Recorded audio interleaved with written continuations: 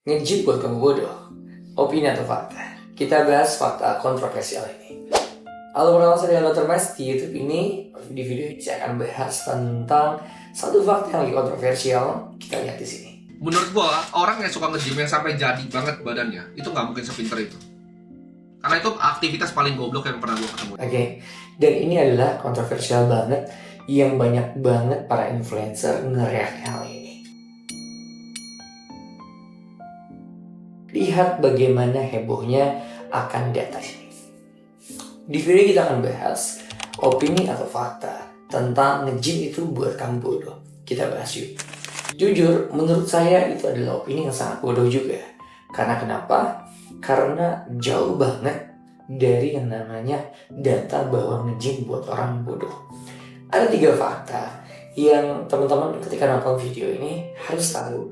Kenapa nge-gym itu malah sebaliknya buat otak kita pintar. Yang pertama adalah ketika kita nge-gym, kita meningkatkan aktivitas otot kita. Dan otot sangat berhubungan banget dengan yang namanya testosteron. Testosteron itu yang membuat seorang laki-laki untuk bisa berpikir dengan sangat cepat, meningkatkan kemampuan otak lobus frontalisnya, terutama dalam proses berpikir dan mengambil keputusan. Itulah fungsi dari testosteron. Dan salah satu olahraga yang paling baik dalam meningkatkan hormon testosteron laki-laki adalah nge-gym. Jadi kata siapa? Nge-gym buat orang itu bodoh. Fakta yang kedua adalah kita butuh nge-gym karena dengan nge-gym otot kita terbangun. Ketika otot kita terbangun, maka akan timbul rasa percaya diri kita. Kemampuan berpikir seseorang itu berhubungan juga dengan rasa confidence seseorang.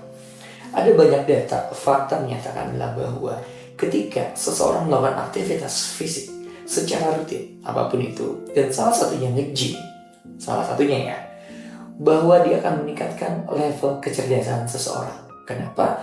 Karena pada saat Anda menggerakkan otot Anda pun akan mengaktifasi otak Anda.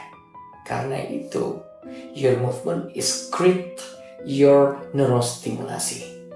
Kenapa seperti itu? Karena di otot kita ada sel memori namanya. Dan sel memori itu pasti akan berhubungan dengan otak kita. Setiap pergerakan otot kita, maka akan meningkatkan juga proses stimulasi di otak kita. Kata siapa? Nge-gym buat kita bodoh.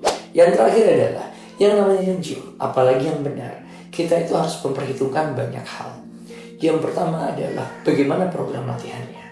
Maka ada proses planning di situ.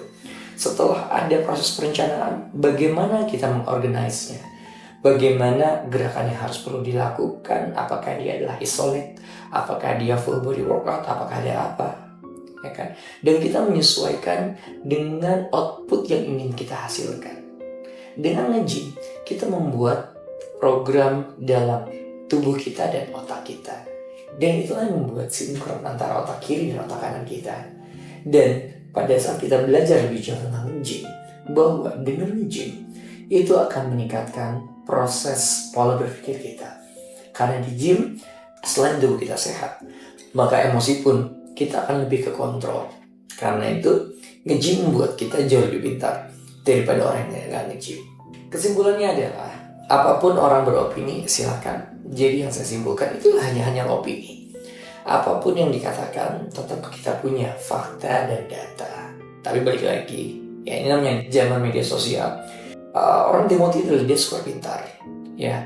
Jadi dia mungkin ada pola yang namanya game of attention, yang dimana fakta kontroversialnya itu untuk membuat orang atensi untuk konten-kontennya. Dan tapi juga tidak wise ketika sebuah opini menghancurkan fakta yang sebenarnya jauh daripada hal itu.